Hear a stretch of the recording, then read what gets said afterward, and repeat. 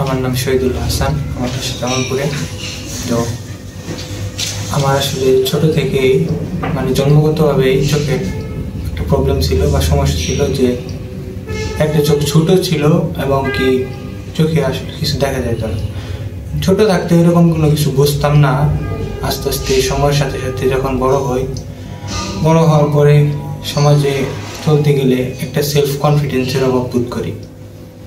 মানুষের সাথে চলতে গেলে বা অন্যদের সাথে কথাবার্তা বলতে গেলে নিজেকে কিরকম কেমন জানি ছোট ছোট মনে হয়, এরকম আর কি।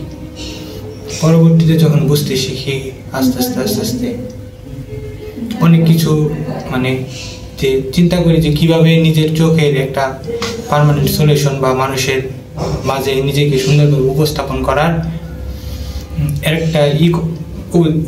করা যাবে নিজেকে কিভাবে। আমি ঢাকায় আসার পর একটা ডাক্তারের কাছে যাই। উনি বলেন যে তোমার চোখটা ফেলে দেওয়া লাগবে। এই বিষয়টা আমার কাছে যেমন অর্থনৈতিকভাবে ক্ষতি, আর তেমনি নিজের কাছে কেমন যেন একটা অকওয়ার্ড ফিল হয়, একটা জিনিস ফেলে দেওয়া নিজের অঙ্গ থেকে। তো পরবর্তীতে আমি রাসেল স্যারের সাথে যোগাযোগ করি।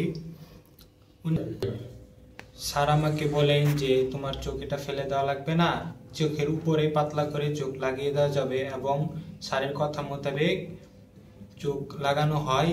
এবং স্যারে বলছিল যে 1 থেকে 1.5 মাসের মতো একটু অস্বস্তি হবে, চোখ দিয়ে পানি পড়তে পারে। আরও তিনি অনেক ওষুধ লিখে দিয়েছিলেন। সেগুলো ওষুধ ব্যবহারের পর আস্তে আস্তে আমার জিনিসটা আসলে নর্মালাইজ হয়ে যায়। এখন মানুষের সাথে এখন দীর্ঘ 2 বছর পর আমি আসছি মডিফিকেশন করার জন্যে। আলহামদুলিল্লাহ এখন মানুষের সাথে চলতে পারি, মিশতে পারি।